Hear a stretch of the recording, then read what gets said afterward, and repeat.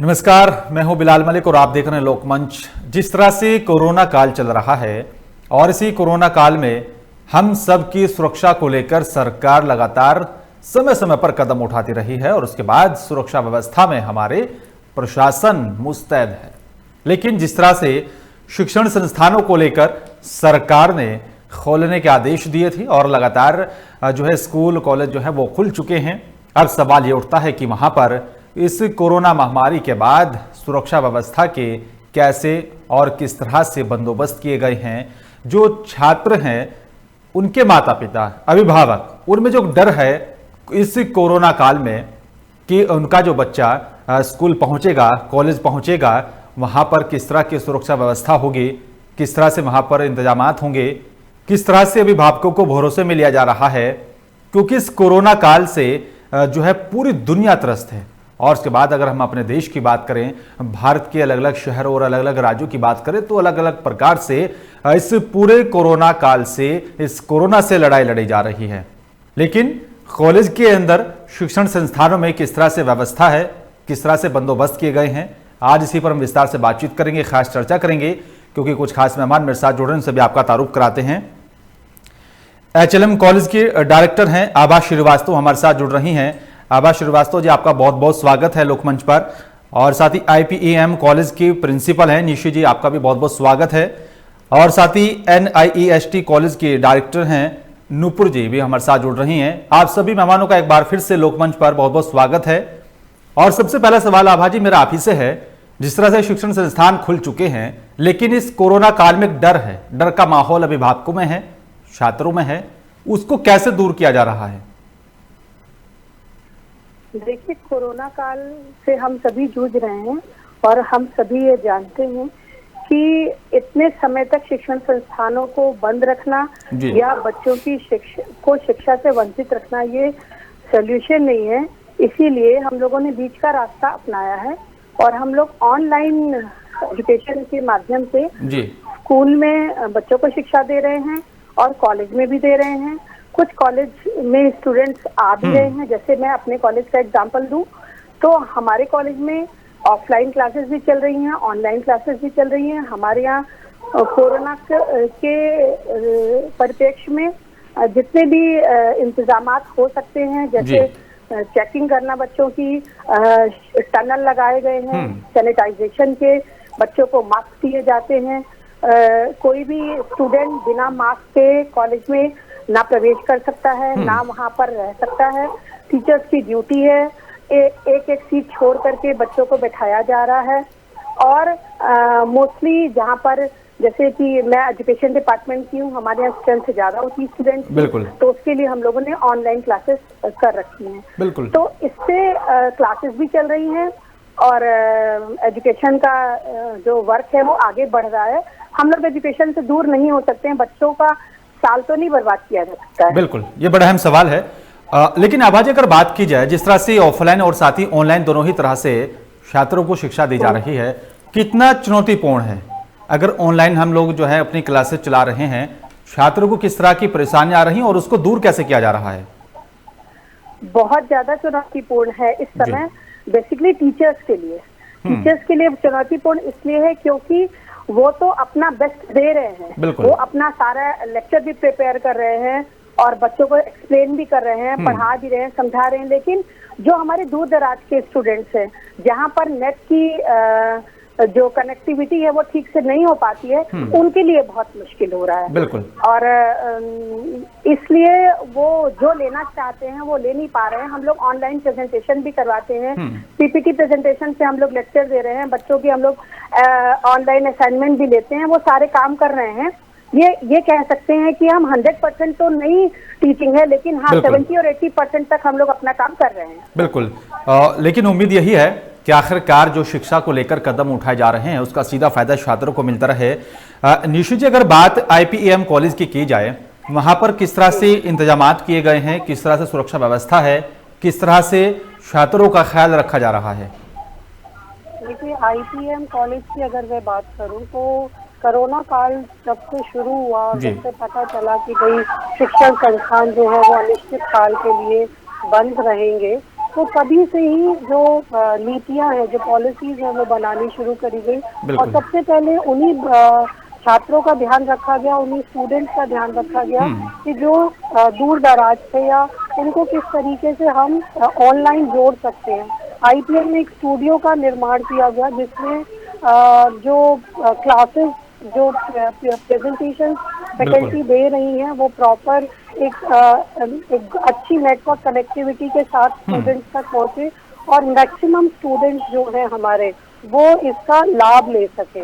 और जब संस्थान में यूनिवर्सिटी की तरफ से गाइडलाइंस आई कि भाई आप ऑफलाइन भी क्लासेस शुरू कर सकते हैं, तो सबसे पहले उन्हीं छात्रों को इंफॉर्मेशन भेजी गई, उन्हीं को जोड़ा गया जो कोरोना काल में सबसे ज्यादा प्रभावित थे। वो ठीक से जो इंटरनेट की जो रेंज होती है जो उसमें नहीं आ पाते थे, लेकिन आईपीएम में मैंने देखा कि मैक्सिमम स्टूडेंट्स जो हैं वो जो स्मार्टफोन्स हैं उससे क्लास लेते थे, या जो स्ट्रेंथ थी ऑनलाइन क्लासेस की वो बहुत अच्छी थी। तो मैक्सिमम स्टूडेंट्स जो है वो बेनिफिट हुए।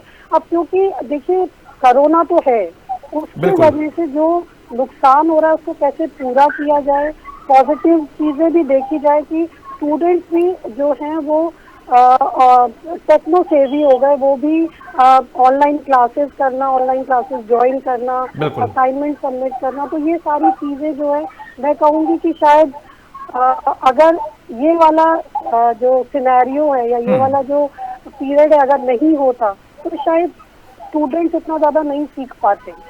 अगर हम ऑनलाइन क्लासेस की बात करें या हम इंटरनेट कनेक्टिविटी की बात करें या जो डिफरेंट प्लेटफॉर्म्स हैं टीचिंग के, अगर उनको यूज करने की बात करें, तो यहाँ पर स्टूडेंट और टीचर दोनों ने अपने आप को टेक्नो सेवी बनाया है। और आईपीएम कॉलेज ने अपने आप बहुत अच्छा स्टूडियो बनाकर और बहुत अच्छा टीचिंग का एक जो प्लेटफॉर्म फैकल्टी को दिया, उससे स्टूडेंट जो है वो बहुत ही ज्यादा बेनिफिशियल हुए।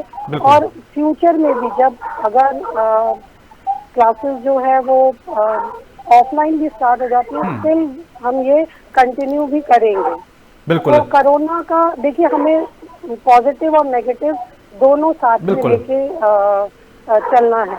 बिल्कुल। और तभी जाकर जो है क्या क्या हमें परेशानियां हैं और उसकी वजह से हमने क्या क्या सीख भी लिया। बिल्कुल। और उसी के आधार पर कदम भी उठाना होगा ताकि आने वाले वक्त में अगर कुछ चुनौतियां पूर्ण जो है हमारे सामने आती हैं तो उसका भी कैसे हम सबको मिलकर सामना करना होगा। नूपुर जी, अगर बात NIEST की जाए, कितना तैयार है सुरक्षा व्यवस्था को लेकर छात्रों का जो है और अभिभावकों का भरोसा जीतने में, क्योंकि कोरोना से हर कोई डर रहा है, सवाल बड़ा है सुरक्षा कैसे होगी? जी बिल्कुल। देखिए जैसे कि आप जानते हैं क्योंकि आज के टाइम पे जिस हिसाब से ये बीमारी बढ़ती जा रही है, बिल्कुल, और ऐसा नहीं है कि अभी कुछ टाइम में हुआ है, 1 साल होने जा रहा है कुछ टाइम में इस बीमारी को। बिल्कुल। और इस 1 साल में हमने कई सारे अप्स एंड डाउन देखे हैं, जिसमें हमारा लॉकडाउन भी रहा, कई सारे हम लोग की हमारा कई सारी प्रॉब्लम्स है जो हमने देखी। कई लोग हैं जो रोजमर्रा की जिंदगी इसी तरीके से चल रही थी इनकी। बिल्कुल। अब रही बात बच्चों की पढ़ाई की, ठीक है, तो ऐसा तो नहीं है कि वो हम एकदम से बंद कर सकते हैं, वो तो हमें कंटिन्यू करनी पड़ेगी, ठीक है। बस ये है कि कई सारी इसके आपकी कह सकते हैं प्रिकॉशंस ले सकते हैं हम, ठीक है, क्योंकि ऐसा ना कि कई सारे स्टूडेंट्स ऐसे हैं जिनके पास नेटवर्क कनेक्टिविटी नहीं होती है, कई जगह हैं, जिस वजह से हालांकि हम लोग अभी तक ऑनलाइन क्लासेस ले रहे थे, बट उसमें ऐसे कई सारे बच्चे थे जो ऑनलाइन क्लास नहीं ले पा रहे थे नेटवर्क प्रॉब्लम की वजह से, ठीक है। तो क्लासेस स्टार्ट करनी पड़ेंगी, बट वही है कि क्लासेस स्टार्ट करने के लिए हमें बहुत सारे प्रिकॉशंस लेने होंगे, प्रॉपर चेकअप कराना पड़ेगा, सैनिटाइजेशन कराना पड़ेगा, प्रॉपर हर 1 आवर के बाद जो भी चीजें बच्चों ने, माउस है, कीबोर्ड है, जो भी चीजें बच्चों ने यूज की हैं उसको प्रॉपरली सैनिटाइज करना है, बच्चों का टेम्परेचर लेना है। बिल्कुल।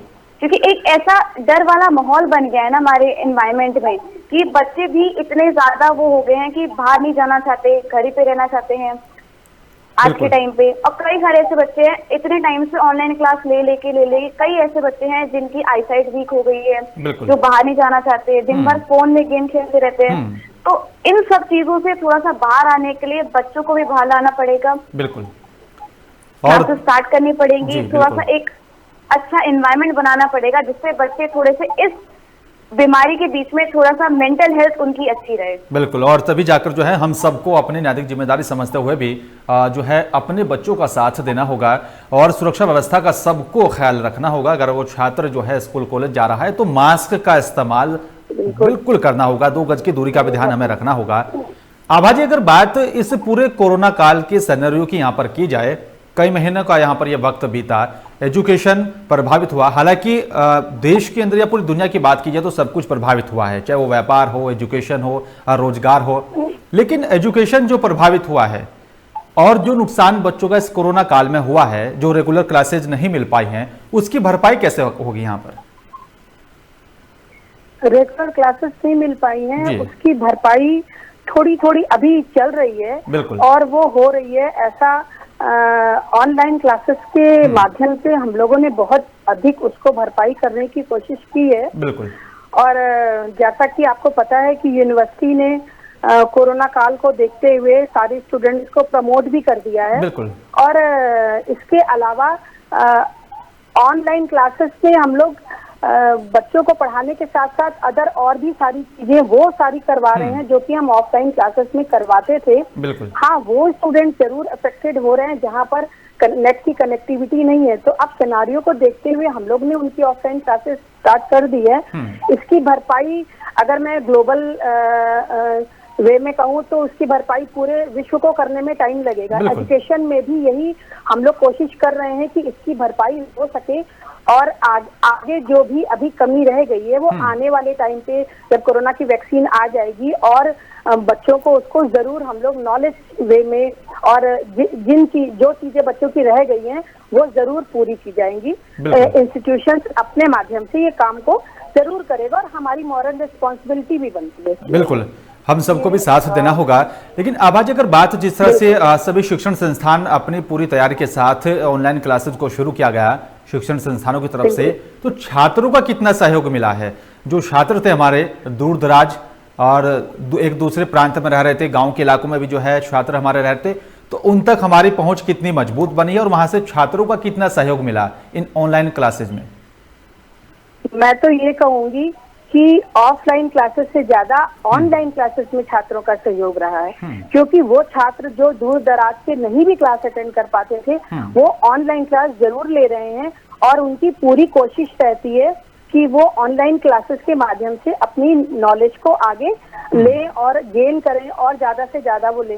तो स्टूडेंट्स बहुत चाहते हैं पढ़ना, ऐसा नहीं है, स्टूडेंट्स बिल्कुल पढ़ना चाहते हैं और वो चाहे उनके ऊपर लोड पड़ रहा है नेट कनेक्टिविटी का, इंटरनेट का उनके ऊपर लोड पड़ रहा है, लेकिन फिर भी पेरेंट्स भी चाहते हैं और स्टूडेंट्स भी पूरा साथ दे रहे हैं। जो स्टूडेंट्स नहीं भी क्लास करते थे वो मैं तो कहती हूँ 90% क्लास अटेंड कर रहे हैं।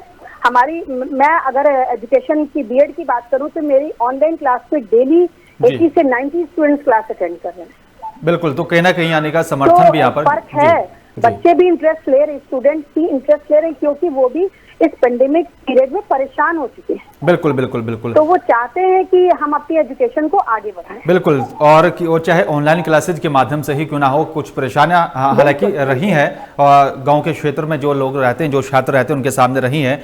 निशु जी, आप इसके पूरे सिनेरियो को कैसे देखते हैं? जो ऑनलाइन क्लासेज हमारी शुरू की गई स्कूल कॉलेज की तरफ से, अगर उसमें पूरा सहयोग छात्रों का मिला है और भरपूर सहयोग मिला, उसका रिस्पॉन्स अच्छा रहा है, क्या इसको और आगे बढ़ाना चाहिए?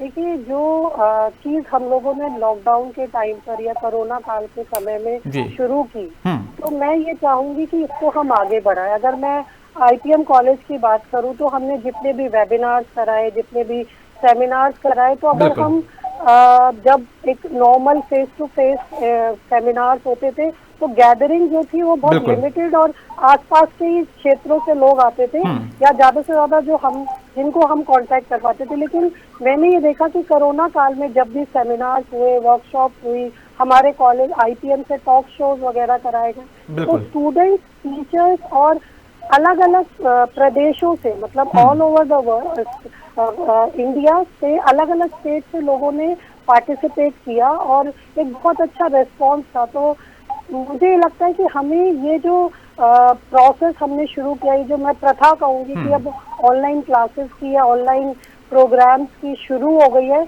मुझे लगता है कि हमें आगे कंटिन्यू करना चाहिए। अगर एक बड़ा जो दर्शकों का दायरा अगर हमें बढ़ाना है, प्रतिभागियों का दायरा हमें बढ़ाना है, हमें चाहिए कि गाजियाबाद में बैठे बैठे बम्बई का व्यक्ति भी हमारे साथ एजुकेशन पॉलिसीज पे डिस्कशन करे, कोलकाता का जो व्यक्ति है वो भी करे। तो शायद ऑनलाइन प्लेटफॉर्म ही वो प्लेटफॉर्म है जिस पर हम अलग अलग प्रदेशों से लोगों को जोड़ सकते हैं। और जैसे अभी हम आने वाले समय में अभी कुछ 1-2 महीने में हम लोग इंटरनेशनल कॉन्फ्रेंस कराने जा रहे हैं, तो उसमें भी ये कोरोना से रिलेटेड जो पॉइंट्स है वो हम डिस्कस करेंगे, लेकिन ग्लोबली डिस्कशन होगा।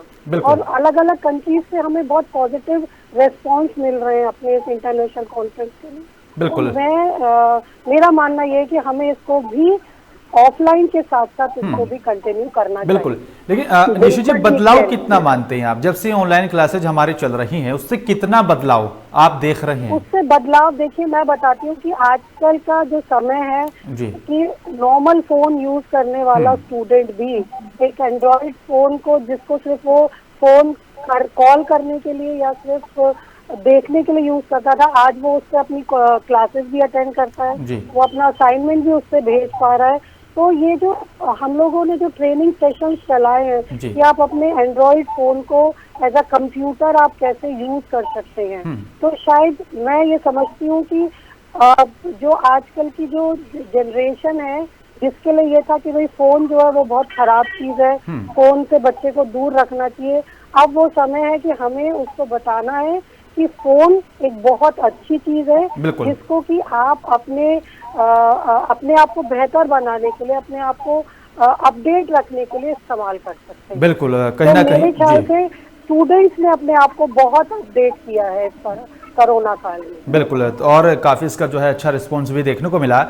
नूपुर जी, आप किस तरह से देखती हैं, जिस तरह से ऑनलाइन जो है क्लासेज यहाँ पर शुरू हुई, छात्रों को उसका पूरा सीधा जो है फायदा भी मिला है, अगर किसी छात्र को दिक्कतों का सामना करना पड़ा है, तो आपको क्या लगता है शासन प्रशासन की तरफ से भी क्या कुछ कदम उठाना चाहिए ताकि ऑनलाइन जो क्लासेज हमारी चल रही हैं, अगर वहां पर कुछ दिक्कतें आ रही हैं, कुछ खामियां आ रही हैं, तो किस तरह से सरकार, शासन प्रशासन कदम उठाए ताकि उन परेशानियों का जो सामना कर रहे हैं जो छात्र जो छात्राएं हैं उसको दूर किया जा सके? देखिए, परेशानी जो सबसे बड़ी जो अभी हम देख सकते हैं वो है कि आपका इंटरनेट कनेक्शन। जी, बहुत से बच्चे हैं, मोस्टली इनफैक्ट सभी बच्चे ऐसे मिलेंगे जिसके पास इंटरनेट कनेक्शन मिल जाएगा, बट आज भी अगर हम रूरल एरिया देखें, आपका अपना गांव का साइड अगर हम देखें, तो वहाँ पे ऐसे कई सारे बच्चे, क्योंकि जो कॉलेज इंस्टीट्यूट है इन सब में ऐसे कई सारे बच्चे हैं जो गांव से आके यहाँ पे शहरों में पढ़ते हैं। बिल्कुल। तो वो जब बच्चे इन कोरोना टाइम में जब अपने वापस गांव चले गए हैं, उन्हें इंटरनेट की सुविधा नहीं मिल रही है, उन बच्चों को इस टाइम पे सबसे ज्यादा मेरे ख्याल से प्रॉब्लम पड़ रही है। तो क्या लगता है आपको, सरकार को क्या कुछ कदम उठाना चाहिए ताकि जो दूर दराज जो छात्र रह रहे हैं, जो गांव के इलाकों में जहां पर जो है निवास करते हैं, वहां पर क्या कुछ सुविधा दी जाए? सरकार कैसे आ गया है, प्रशासन कैसे आ गया है? जी बिल्कुल, सरकार, देखिए सरकार इसको इस बारे में जरूर सोचना चाहिए एक बार, ठीक है। जिस तरह से स्कूल कॉलेज इस हिसाब से बंद कर रखे हैं, उसमें ये उनको तो ये है कि अभी आपकी ऑनलाइन क्लासेस चल रही हैं, बट ऐसे कई सारे बच्चे हैं जिनको अभी इग्नोर किया जा रहा है, उनके लिए जरूर कोई ना कोई स्टेप लेना चाहिए जिस हिसाब से उनके लिए भी हेल्प हो, क्योंकि इतने टाइम से वो बच्चे हैं जो एकदम ही हट गए हैं पढ़ाई से। बिल्कुल, तो कहीं ना कहीं कदम उठाना होगा और तभी जाकर जो है जो है अच्छी एक और एक नई शुरुआत भी हो सकती है, अगर सरकार भी और प्रशासन भी जो है कदम उठाए जहां पर इस तरह की परेशानियां आ रही हैं। आभा जी, आप आने वाला कल कैसे देखती हैं? जो ऑनलाइन क्लासेज हमारी चल रही हैं, इससे आने वाला कल कैसा होगा, हमारे भविष्य क्या होगा आने वाले छात्रों का और कितना फायदेमंद हो सकता है? आने वाला कल इंडिया का मैं सोचती हूँ कि बहुत पॉजिटिव होगा और अच्छा होगा। और अब हमारे पास हमारे सामने एक बहुत बड़ा जो चैलेंज था, जिसको हम लोग ने चैलेंज के वे में लिया था, वो बहुत पॉजिटिव वे में हो गया है। हम आने वाले टाइम पे कॉलेज में ऑफलाइन और ऑनलाइन दोनों तरह से क्लासेस चला करके जो बच्चे कॉलेज तक नहीं आ पा रहे थे उनको भी एजुकेशन दे सकते हैं। बिल्कुल। और सबसे बड़ा फायदा तो हुआ है, जैसा कि निशी मैडम ने बताया जी, कि जो बच्चे अवेयर नहीं थे इंटरनेट से या टेक्नोलॉजी से, वो अभी पूरी तरह से अवेयर हो चुके हैं। अगर मैं रूरल एरिया के बच्चों की बात करती तो रूरल एरिया में भी अभी आज के टाइम पे सारे बच्चे क्लास तो अटेंड कर ही रहे हैं और साथ ही साथ अपने असाइनमेंट भी ऑनलाइन भेज रहे हैं। ये एक बहुत पॉजिटिव रिस्पॉन्स है हम लोगों के लिए। और उम्मीद कर जी, तो मैं ये कह सकती हूँ कि आने वाला फ्यूचर इंडिया का बहुत पॉजिटिव है, आशावादी बात मैं कह रही हूँ। और इसका बहुत ऑनलाइन क्लासेस एक जिसको हम लोग ने चैलेंज के रूप में लिया था, वो एक बहुत पॉजिटिव वे में आ चुका है और मेरा ये मानना है कि इसको हमें कंटिन्यू करना चाहिए। बिल्कुल, कंटिन्यू करना चाहिए। खत्म हो जाएगा उसके बाद भी कंटिन्यू करना चाहिए। बिल्कुल, कहीं ना कहीं इसका फायदा जो है वो जरूर यहाँ पर छात्रों को मिलेगा, को भी मिला है, सबको मिला है। बिल्कुल। और जो है इस कोरोना काल से निपटने के बाद भी जो है अगर इस तरह से बढ़ावा मिलता है तो कहीं ना कहीं इसका सीधा फायदा दूर दराज जो इलाकों में हमारे छात्र जो रहते हैं उसको सीधा फायदा मिलेगा। जी, हम ग्लोबलाइजेशन के बहुत करीब आ जाते हैं इससे, किसी से कभी पर भी अटैच हो सकते हैं, कहीं के भी प्रोफेसर का लेक्चर अपने यहाँ करा सकते हैं, बच्चों को डायरेक्ट फायदा मिल सकता है, हर तरह से स्टूडेंट्स से फायदा मिल सकता है। बिल्कुल, हर प्रकार से जो है वो फायदा यहाँ पर मिलेगा। निशु जी, बस गवर्नमेंट को मेरा ये कहना है कि गवर्नमेंट को थोड़ा सा ये करना चाहिए कि नेट कनेक्टिविटी जो है उसका प्राइस अगर थोड़ा सा और लो हो जाए तो गरीब जो बच्चे हैं उनके लिए बहुत फायदा होगा। बिल्कुल बिल्कुल। तो कहीं ना कहीं फिर और रिलायंस जैसी कंपनी भी इसके लिए और काम कर सकती है। उम्मीद करते हैं कि इस एजुकेशन को लेकर जो है आगे कदम अच्छे उठाए जाएं और जिसका सीधा फायदा जो है हमारे गरीब बच्चों को भी उसका सीधा फायदा मिले। निशु जी, आप कैसे देखते हैं अब इसके बाद जो नए बच्चों के लिए एडमिशन प्रक्रिया जो शुरू होगी कॉलेजों में, क्या अब एडमिशन की जो हमारी पॉलिसी थी उसमें कुछ बदलाव करने पड़ेंगे? क्योंकि जो ऑनलाइन क्लासेस जो चल रही हैं उसका फायदा भी जो है काफी मिल रहा है, क्या अब कुछ बदलाव करना होगा हमें अपनी एडमिशन पॉलिसी में? जी, एडमिशन पॉलिसीज में बदलाव ये करना पड़ा है, मतलब पड़ेगा और पड़ भी रहा है कि पहले स्टूडेंट्स कॉलेज आते थे, विजिट करते थे, उसके बाद वो एडमिशन प्रोसेस जो है वो स्टार्ट करते थे।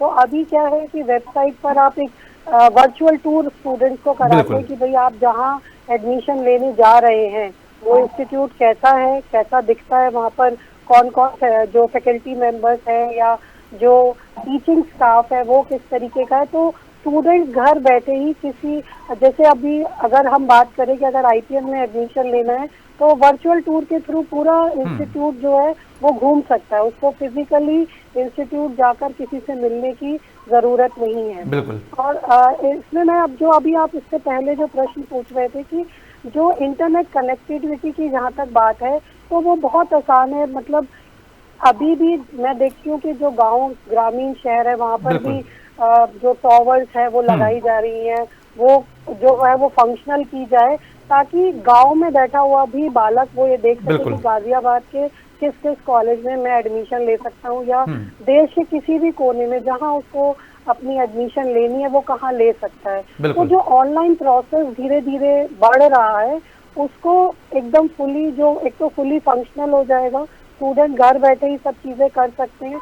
दूसरा ये कि भाई अब जो एक प्रोसेस शुरू हुआ है, पर हाँ देखिए मैं ये कहना चाहूंगी कहीं ना कहीं ऑफलाइन जो क्लासेस है जो उसका तो देखिए कोई सब्स्टिट्यूट हो ही नहीं सकता। बिल्कुल। तो हम दोनों चीजों को पैरेलली लेके चलेंगे और एडमिशन के टाइम पर हम स्टूडेंट्स से ये कंफर्म कर सकते हैं कि भाई आपके पास ये फैसिलिटी, ये प्लेटफॉर्म, इस तरीके की चीजें होनी चाहिए जिससे कि अगर इन केस आपको ऑफलाइन क्लास लेनी हो, कभी आप बीमार हैं, आप क्लास अटेंड नहीं कर सकते हैं, तो आप घर पे बैठ के ऑनलाइन अपनी क्लासेस अटेंड कर सकते हैं। तो शायद एडमिशन के टाइम पे एक नया क्लॉज या एक ये कहना चाहिए कि एक नया पॉइंट हम इसमें जोड़ सकते हैं कि हम बच्चे से ये सारी जानकारी ले लें, जैसे हम और इन्फॉर्मेशन उनके एकेडमिक से रिलेटेड लेते हैं तो इस तरीके की इंफॉर्मेशन भी हम ले सकते हैं। क्योंकि देखिए इंडिया एक डेवलपिंग कंट्री है, बहुत सारे, मैं ये नहीं कहती हूँ कि सब बहुत एफ्लुएंट हैं, सब एक एंड्रॉयड फोन, लैपटॉप ये सब अरेंज नहीं कर सकते। तो हमें सबको जब साथ लेके चलना है तो हमें कुछ चीजों का ध्यान रखना पड़ेगा, और शायद एडमिशन के टाइम पे हमें ये जो चीजें हैं कि भाई आपके पास इंटरनेट कनेक्टिविटी होनी चाहिए, आपके पास इस तरीके का प्लेटफॉर्म जिससे आप ज्वाइन करेंगे वो आपके पास होगा, तो वो सारी चीजें हम बच्चे को एडमिशन के टाइम बता सकते हैं। बिल्कुल बता सकते हैं। निशु जी, एक और मेरा आपसे सवाल है और फाइनल कमेंट में आपसे चाहूंगा, अगर कल्चरल प्रोग्राम की बात की जाए, खेलकूद प्रतियोगिता जैसे कार्यक्रम की बात की जाए, तो उसको बढ़ावा कैसे मिलेगा अगर हम लोग ऑनलाइन जो है क्लासेज बच्चों के ले रहे हैं? हाँ, नहीं देखिए, ये आपका सवाल बहुत ही सही है और बहुत ही जरूरी है कि इस समय जो खेलकूद है या जो कल्चरल जो इवेंट्स है वो ना के बराबर हो गए। तो इस दिशा में भाई देखिए, कल्चरल में अभी क्या रह गया कि भाई हम पोस्टर मेकिंग करा देते हैं, हम ड्राइंग मेकिंग करा देते हैं, हम कुछ इस तरीके, लेकिन जैसे फिजिकल एक्टिविटीज जो पहले कॉलेज में होती थी कि भाई स्पोर्ट्स डे हो रहा है या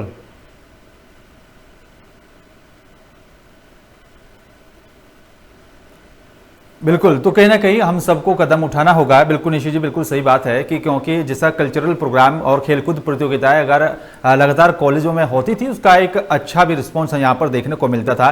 नूपुर जी, आप कैसे देखते हैं कल्चरल प्रोग्राम, खेलकूद प्रतियोगिताएं अगर एजुकेशन के साथ साथ हम लोग उसको हासिल करते हैं तो कितना कारगर साबित हो जाता है हमारा एजुकेशन हासिल करना?